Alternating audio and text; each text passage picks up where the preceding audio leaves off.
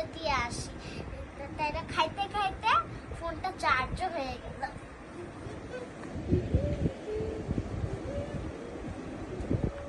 A few moments. কি মজা, এখন আমি ফোন টিপবো। কি মজা চার্জার থেকে ফোনটা খুলি।